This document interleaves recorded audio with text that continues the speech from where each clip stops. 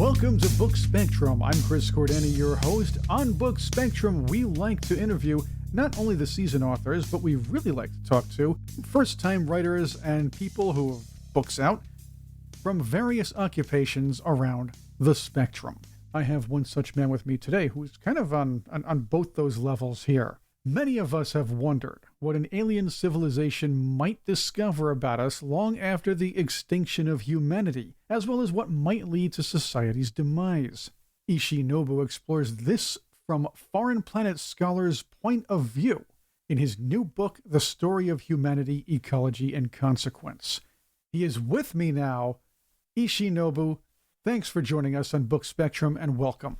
Thank you for having me, Chris. This book I found interesting. I really love world history. I'm a world history guy. I love ancient history. I like reading books about everything from the possibility of aliens stopping in and influencing early cultures. This is all fascinating to me. This may be the first book of its kind where scholars from another planet, like we could be doing this on when our society, or if our society gets advanced enough to do this, we could be doing such a thing. But this is about another society or another planet's beings coming to Earth, seeing a barren existence here, at least a humanless existence, and kind of piecing together through looking at what we left behind, our own history. I find that fascinating. The book is hypothetically written, as the preface says, by the scribes of Sculptor. Sculptor is an actual galactic system that's around at its closest, around 1.8 light years away.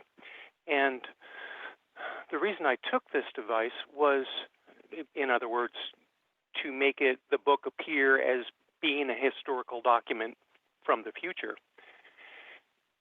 is in order to convey exactly as you said, how aliens would view humanity. In other words, how we would think about it is an objective look. Because being human, we are stuck to our way of thinking. We're in societies. We have cultural reference points. And this book tries to divorce and take an unbiased look at human existence. Ishi, this is almost like what we do when we try to look at ancient societies from our point of view. Obviously, we can only rely on their writings or whatever art they leave behind, and of course, the artifacts and buildings. This is what this other society is doing with us. There's a considerable difference when we look at ancient civilization. In my reading of histories, rather consistently, we tend to cast ancient civilizations in light of the morality and the cultural norms that we have at the current time. For example, when we talk about slavery and how we treat others, we tend to take the modern view and accept that as being correct. Ancients had a much different view, Aristotle included, as I mentioned in the book, on, as Aristotle said, some people are born to rule, others are born to be slaves. Well, we don't think that way anymore. But it was the mentality back then.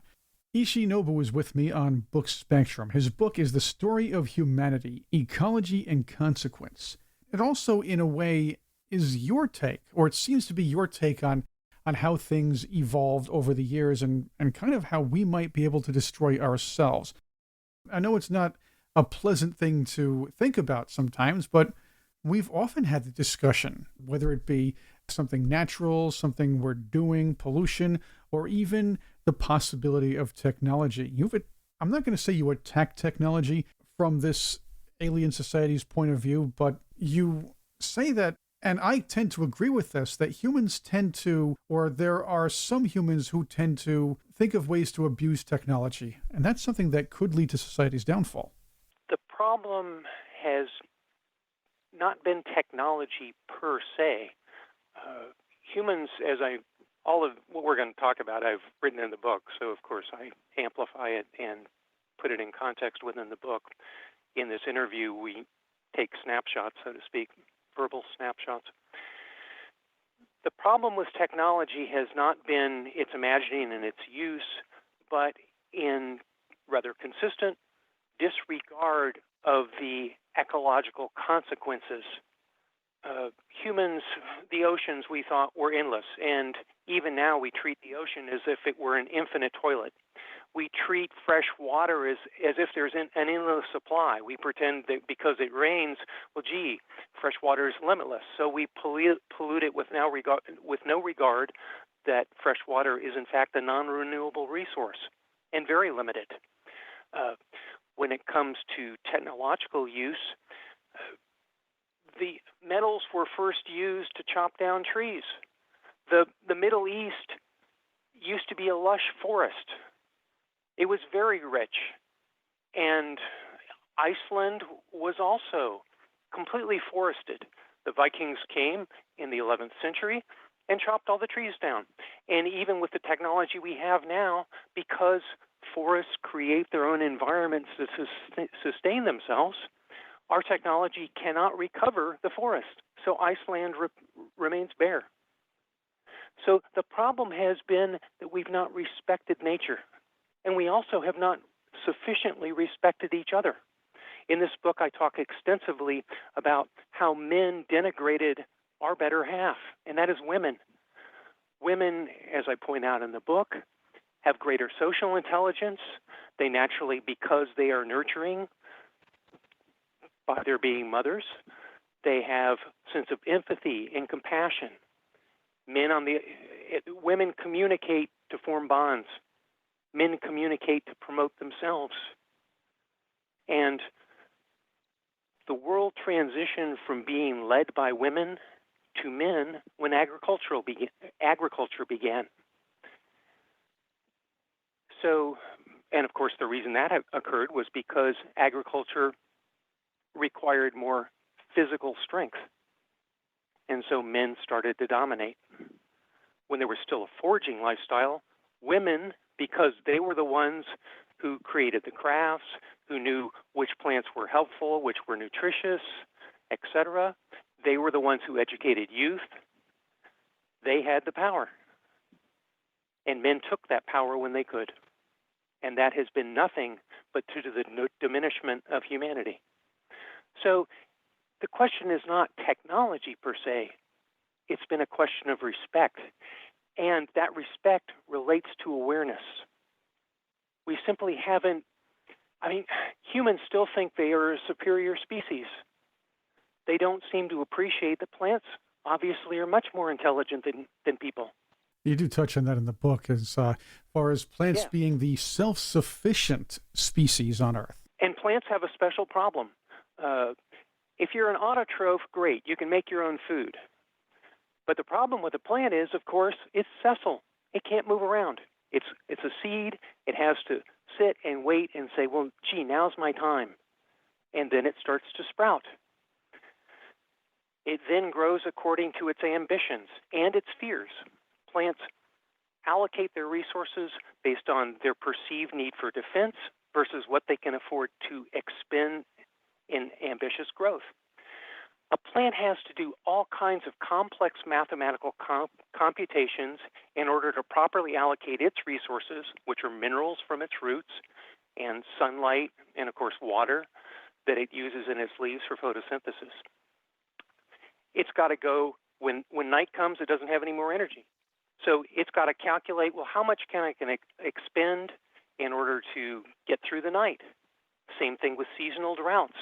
What leaves you see all the time plants dropping leaves. Well, they drop leaves because they calculated that leaves compared to other leaves aren't holding their weight.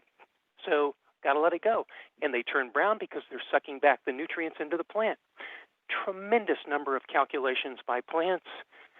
They also give fruit. They create toxins. Almost all of the medicines, even today, that we have come from plants. Plants have relationships with microbes. They know what's going on. They communicate at a molecular level, just like viruses and bacteria do. They can speak these many languages. Humans have barely comprehended that happens, let alone what those languages are.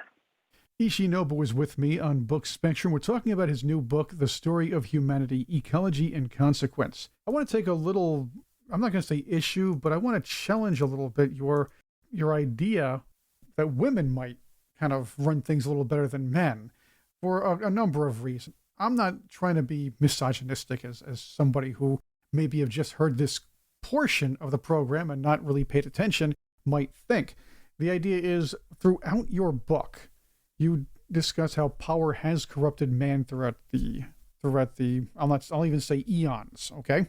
So the idea is while men held powerful positions over the years, you can say for the proportion of women in power in that period of time, we're going to have your share of Messalina Valerias or Emperor Zhang Kings, maybe Elizabeth Bathory's, people like that. Power does corrupt both sexes, and power corrupts people, regardless of sex or background or anything.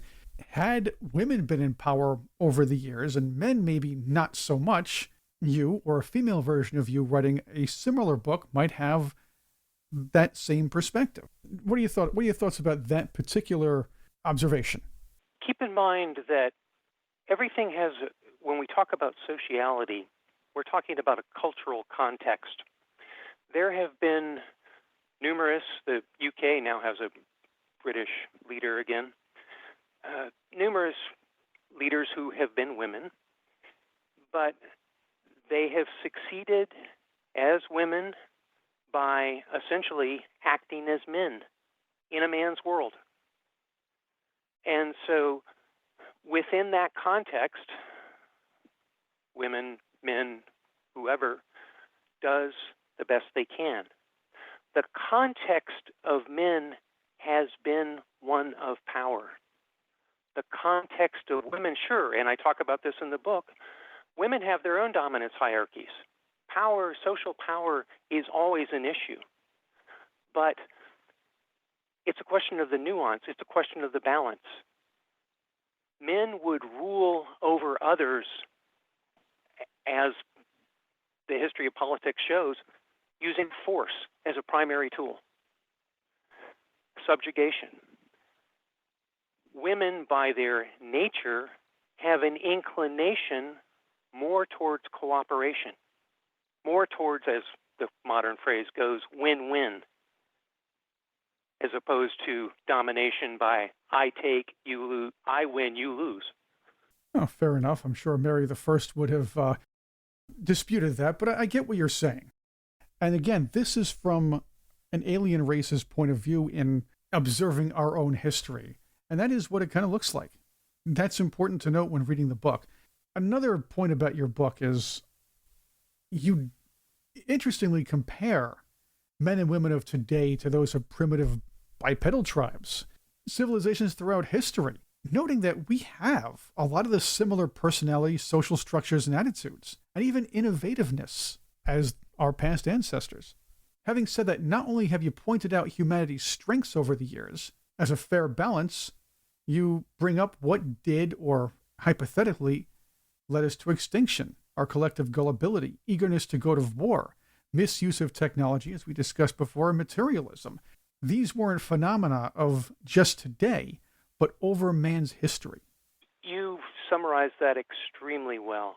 And one of the main points in this book is the continuum that history has been. And the conclusion of this book, Self-Extinction, comes from the rather simple observation that the wheels of civilization do not easily turn. We've been on this vector for a very long time, beginning with the invention of metal so that trees could be cut down, to the invention of vehicles that could drive on roads. We have consistently sought for convenience. We have consistently sought expediency. Winston Churchill observed that those things that seem wondrous to us now could be the source of our doom. And that is how it seems to be heading. You made this CERN super collider in Switzerland pop into my head because this is something that's fascinated us throughout the years, yet it's also something that could hypothetically destroy us if it creates one of those little tiny black holes that could swallow the Earth. When they were building the atomic bomb, the developers, Oppenheimer, and others we're concerned that it might set off a chain reaction, an uncontrolled chain reaction. Yes, there have been concerns, and if we look through history, Hammurabi, who is the source of Babylonian law that basically established the code of if-then for writing laws, he regulated forest deforestation. There have been Emperor Wu in China, which I write about, tried to create a socialism that was equitable to all. And part of that was being judicious in allocating resources that were there. So, yes, there have been concerns that things could easily get out of control. And U10 in 1969 at the UN said, and this is in the book, of course, we have 10 years before our human problems are likely to spiral out of control. So there have been leaders that have foreseen that the vector of history was not going to favor our continued survival. Ishi Nobu is with me on Book Spectrum. We are talking about his book, The Story of Humanity, Ecology and Consequence. This from the eyes of an alien race who comes and sort of studies our civilization, our, at that point, extinct civilization, from an anthropological point of view. What do you want this book to be? Do you want this book to be sort of a third-party look at our history, or maybe a warning about potential abuses and resources and our own human fallibilities that we might be able to turn some of this around? This book appears to be, facilely, because it is claimed to be written by aliens, this book appears to be a historical document from the future. The storyline is unequivocal and rather simple. Human history has been a continuum. The wheels of civilization do not easily turn. In the present perspective, the book's conclusion is a prophecy. One of the fun things that I had with doing this book was a forecasting model.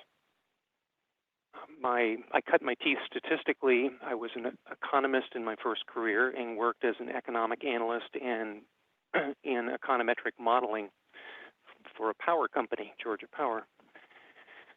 So in this book, I wanted to, shall we say, get the numbers right, and it's kind of hidden. There are numerous graphs in this book. The one on sustainability, for example, in the last chapter, relied heavily upon the model for its predictions. My concern with the modeling for this book was in being too conservative, not being too foreboding. As I've written extensively in my blog about climate models, and as climatologists and scientists have repeatedly said through time, that the climate models have been too conservative, that they've underpredicted estimates for the warming that is accelerating. And of course, the reason that that has occurred with regard to climate models is because the feedbacks are more intricate and more tightly bound than what climate modelers first appreciated. And some of the dynamics occur distinctly from how they were imagined to occur. And part of that, a large part of that, has to do with observations. For example, on the poles, the North and South poles, the glacial caps are melting. Well, they figured the rate at which those caps were melting by using satellites looking down from above. But much of the melt has been underneath, from the warming waters that come up from the tropics, the currents that flow, and then thaw the ice from underneath. So they simply missed by the perspective by which they could observe what was really going on. Another aspect of that has to do with underreporting. Nations are not accurately reporting their warming emissions. Europe, just this year, said that methane is a green gas. They were going to ignore it. Almost every country, India is incredibly egregious in not reporting its warming emissions. So if you don't have good data, you're not going to have good models. and you don't know what's going on. One would wonder how crazy everybody would get if we had this kind of media study capabilities and, of course, scientific capacity when we were heading towards an ice age instead of far away from one. Then people will be, that's what I was thinking. So that would be interesting. I want to get to one more point here. Here we go. One thing that By the way, I'm sorry to I'm sorry. May I interrupt you? Yeah. May I make a suggestion? Yeah. One of the points I would like to make regards, and I prepared for this interview thinking what kind of questions you might ask based on previous interviews you've had. That's okay. One of the questions I thought you might ask is what I'm trying to accomplish with this book. You also lead me to wonder if we hadn't been visited by aliens for another reason. These fallibilities that our human race has had over the many, many years are, again, from ego problems to misuse of technology to everything you've listed in your book and you've gone through in detail. One would wonder if other similar beings to ours on similar planets to ours didn't advance enough to travel to other planets for the same exact reasons and found ways to extinct themselves. I have not written about, other than using aliens as a device, I have not written about aliens, but I've been interested in aliens from the standpoint that there's ample documentation that governments have collected that we, the humans, the Earth, has been visited by aliens. And they clearly, in order to do so, they have technology, I won't say beyond our imagination because our imagination has been fabulous. Yeah. Yes. But they certainly have advanced technology and they are observing us, and yet as far as we know, they only observe and have not interfered with our civilization. The evidence seems to indicate that that is the case.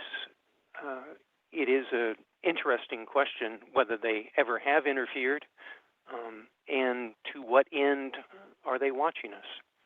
Interesting point. I did ask in the past, Ishi, if your book was kind of a warning to us about how we can kind of reverse what's happening. Aside from that, what else did you want to accomplish with publishing of this book? While the book is unequivocal, I think the story, the title of the book is The Story of Humanity. I think the story will be interpreted according to a reader's ideology, their open-mindedness. The illusion of knowledge is worn like a protective cloak. We are reluctant to accept the demise of humanity because, of course, it's a sense of loss.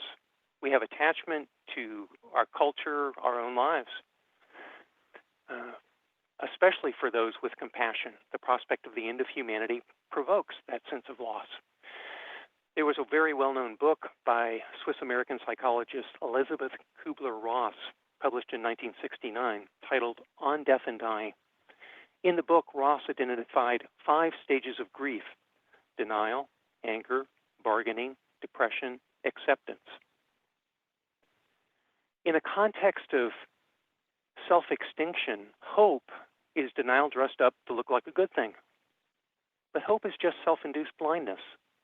Most of those willing to entertain that the end times are upon us have only moved to the second stage, anger. I see it on Twitter a lot. Mm-hmm. People are angry that, fossil fuel companies and the rich, and they want to blame someone else. Yeah, until they get rich. Mouthing off on Twitter, writing a book about it. Yeah. Well, as Bruce Springsteen famously once wrote in his songs, poor men want to be rich men want to be kings, and a king ain't satisfied until he rules everything. There's a climate conference, another one, where they'll talk a lot of hot air will go out, but nothing will be done. Young people from developing countries are descending on this new climate conference. They say we're not victims, we are going to be a force. And, of course, what they're going to be a force doing is acting like victims, saying, well, gee, we're innocent. Aren't we entitled to something for being innocent and being caught in this? So that's the third stage, which is bargaining.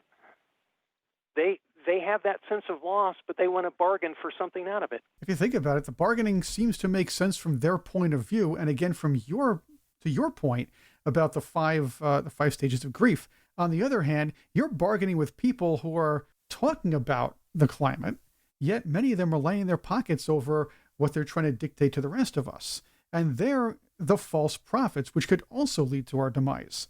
No disagreement there. So what the book is about is acceptance. The only way to get to acceptance is to see the future as inevitable, a fate already set. Read properly, that's where the book takes you. And I walk through in the book, according to the book, we're at 2022. I set, and let me interrupt myself, I set the time frame of the book as at the end of this century is the date of zero. I use a calendar that's a countdown calendar in order to give a better sense of the proximity in which events occurred. According to the book, we've only got less than 80 years right now before humans are extinct.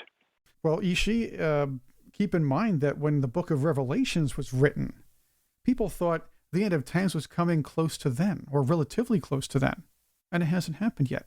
Nostradamus, according to translations, predicts the world's going to end in 3797. However, and this is in accordance with your book, where I would say it's a futurist writing from aliens' point of view, looking back at what we did to ourselves. Maybe it's a warning, but also the idea, and again, Nostradamus said this, man has the power to change the predicted future.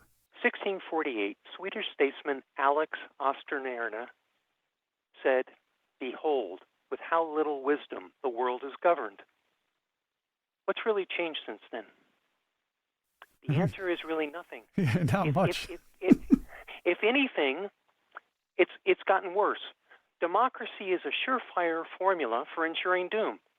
Consider how authority is granted in modern states. An electorate grants rule for a very limited time, 5 years or less. In the U.S., a president has only a 4-year term.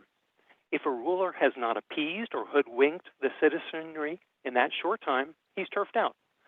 What that means is rulers are on a short leash. Their time horizon is an election cycle.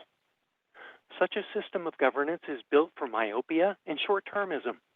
For all practical purposes, modern governance is designed to be conservative. Radical action never gets anywhere near the calculation of what to do. The threat of global warming and it's the pollution that caused it, the burning of fossil fuels, has been known to lead to a terminal end at least since the early 1960s. Keep in mind, Ishi, that the worst polluters in the world have leaderships that are, by definition, almost lifetime, or at least very hard to get rid of their leaders, like China and India, for that matter. So on the other hand, the nations that pollute the least are the republics, the so-called democracies, where leaders can only stick around for a short period of time, whereas the ones that can stick around for a longer period of time, they're the major polluters. I disagree completely. It does vary case by case. India is one of the worst polluters, as is Pakistan. The USA is hands down the worst polluter in the world. Well, behind China too. China is in second place. Now let's look at China very carefully here. China is in second place. In 1981, China changed its regime. Mao died, and Deng took over, and they went to capitalism. They became the world's factory. Well, becoming the world's factory necessarily meant they accepted a lot of pollution, and they generated a lot of pollution because they wanted to become a world power, and that was their way to do it. But if you look at where Xi Jinping is leading China now, he is taking it in a different direction. Growth is going down. He's done a lot to limit the growth of coal, although they're still using it. He's the only country. China's the only country in the world with a food waste policy. So it's a very mixed picture. But I think what we both agree on is that political leaders, clearly the trend continues. Political leaders are not stopping the growth in pollution. They're not asking the question that's most essential, and that is, does this system work? Is it a sustainable system? And plutocratic capitalism clearly is not a sustainable system. So I think you and I are not discussing the end point so much as talking about the timing. When was the tipping point, or when is the tipping point that it's unrecoverable, that humans will die out? And that's the question: inevitability or something we can prevent. Species, if they cannot survive in their environment, become extinct. We can talk about the dinosaurs till the cows come home, but the cows are still here. So are roaches, by the way. Roaches, for some reason, that's a good question. Are the roaches still around, according to the aliens that write your book? I would think that roaches would be around. They have been highly adaptable. Roaches have been around for at least 240 million years. And so they're kind of like the equivalent of sharks. They've changed some, but very little during their evolution. And there also has not been a large radiation of species in roaches compared to other insects. Interesting point. Bees have also been highly successful. Bees descended from wasps about 210 million years ago, and there's not been a tremendous number of them either. I do want to point out that in the book you do bring up that there is still life here. This is not I think I referred to it being a barren planet, but I meant bereft of human existence at the time. But you did make sure that the world would have, or at least the world as described in the book, would have animal life and plant life still thriving on Earth. There have been 11. There's been identified so far. It's a difficult science, geology, and the unearthing what occurred in life history. And one of my books is on that. Has the elements of evolution, has Earth's life history. There have been identified 11 major mass extinction events. There have been dozens and dozens, perhaps even 100 mass extinction events of severe consequence. The current mass extinction event is unusually short and sharp. It may exceed, in terms of population declines, the Great Dying, which occurred 252 million years ago. It certainly will exceed dinosaurs going extinct, and I'll come back to dinosaurs in a minute. But what's going to happen, as is typically happened, is larger animals get the worst of it. In the case of the current extinction, humans go, and of course humans wiped out megafauna millennia ago. They killed off mastodons and saber-toothed tigers, etc. So those are already gone. But insect populations now are down 90% and bird populations, a lot of animals that we don't keep track of, down over 90% from what they were 2 centuries ago. The oceans, it's even worse than it is on land. Of course, we don't monitor the oceans like we do on land. But in all these extinction events, as with the current one, there will be animals that survive, especially the smaller ones. Rodents will survive, most likely. And extinction events affect the least, historically, plants. And so a lot of plants will survive. And then the question is recovery. Well, the engine of extinction has been technology. It's been these polluting fossil fuels. Once that engine dies, that opens the possibility for Earth to cleanse itself, which it naturally will do. We're still talking 1 million years or more, but relatively rapid compared to previous events. such as that have geological causes, such as the bolide. There were two bolides that struck that extinguished the dinosaurs. And a point to keep in mind is dinosaurs were already transforming and their numbers were declining considerably before those bolides hit. There was a considerable reduction in dinosaur numbers and in species about 113 million years ago. And they were transforming. Birds were starting to come to the fore even before the bolides took the large dinosaurs out. So nature transforms, but it does survive. Once again, the book is The Story of Humanity, Ecology and Consequence. It's very interesting looking at our society from a, even if it's fictional, onlookers or maybe scientists' point of view. What will happen after the extinction of humanity on Earth? How will other societies see us if they come here and find a humanless existence?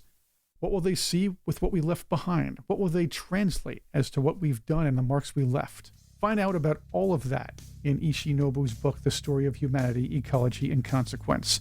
I want to thank you for being with us, Ishi. Thank you. I appreciate it. Where can somebody find your website to learn more about you and the past books you've written? My books, all of my other books, are available directly on my website, ishinobu.com. I also have extensive writings through my blog, and there are numerous podcasts that I have on my website. Excellent. Once again, thank you very much for being with us, Ishi Nobu. The book, as I had just said a few moments ago and several times, The Story of Humanity, Ecology and Consequence. I'm Chris Cordani. Thank you for listening to Book Spectrum.